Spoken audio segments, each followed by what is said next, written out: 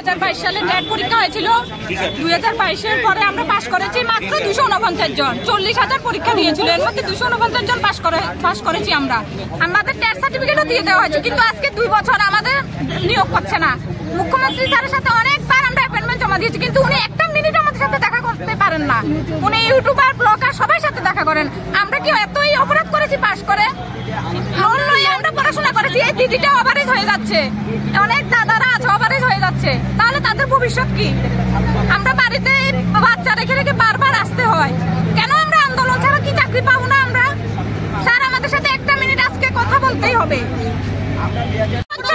শুধু ঘুরতে আসি স্যার, আমরা সাথে একবারও দেখা করেন না মুখ্যমন্ত্রী স্যার। অপরাধ করছি স্যার,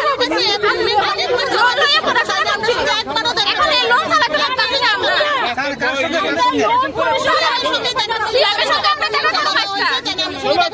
দাবি কি? দাবি